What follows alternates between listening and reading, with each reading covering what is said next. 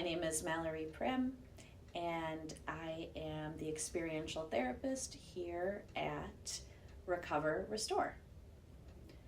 A lot of folks have been asking us, what is experiential therapy?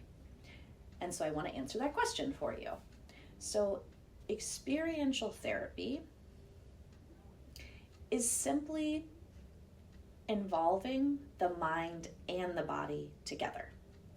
So a lot of us are familiar with talk therapy, and talk therapy is really helpful. It's fantastic, right? But oftentimes in talk therapy, we are really focused on our thoughts and our feelings from kind of the neck up.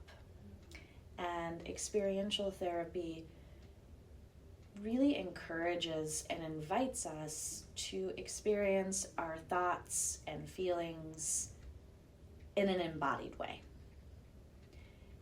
And so here at Recover Restore, we are now offering experiential therapy for individuals, couples, families, and even groups.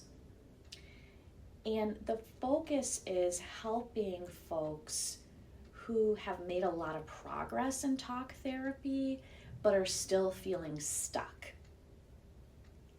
And a lot of times people have this experience of being stuck when they've really benefited a lot from talk therapy, have a lot of insights, have a much better understanding of their emotions, their thoughts, what activates them, what helps ground them, and yet there's a missing piece. Sometimes we know what that missing piece is. It might be, I know that the sober version of me is the best version for myself and my loved ones, and I'm having a hard time staying sober, right? So we might know the missing piece. Sometimes we don't. Sometimes it's, I have all the insight in the world and I'm not able to feel better and show up in the way that I want to. So if you identify with any of this, experiential therapy can be really helpful. So for example, you're someone that experiences anxiety, and no matter how much you talk about it, and no matter how many insights you have, your anxiety keeps hanging around. Hey, so yeah, I am feeling a little stuck in my talk therapy. It's going really great, but I just feel like there's something missing. And my therapist said I might come talk to you about experiential work, something that I could get unstuck. Yeah, so talk therapy is super helpful. Yeah. And there are times when we're feeling stuck, such as when you mentioned, we're doing experiential work. And how I define experiential work is it involves the body and the mind working together. It's often when we need to move energy, when we have a really good sense of our issues cognitively. Mm-hmm.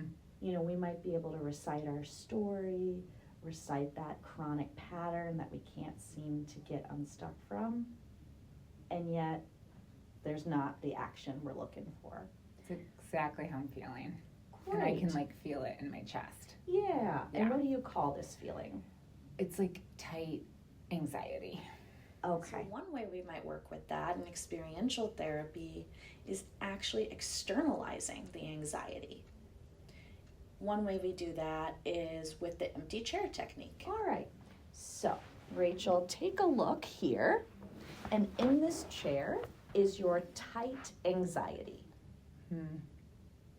Reverse roles. Okay. You are now your tight anxiety. What do you look like, Rachel's anxiety? Ooh, tight. Yeah. Real tight. Yeah. Like that. Yeah, so show us that with your body. Yeah.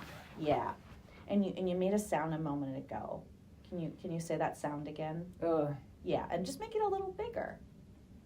Ugh. Okay. All right. In experiential therapy, we're often interested in parts work. So the different parts that make up who we are, right? Many of us have a perfectionistic part.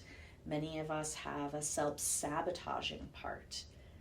But there's also some other parts in there that maybe we don't get a lot of access to or don't have a lot of airtime. Like the part of us that's wise or grounded or confident. And in bringing these different parts, externalizing them, and embodying them, it helps us to resource and to actually bring those parts along in our life for those challenging moments when it's difficult to access them.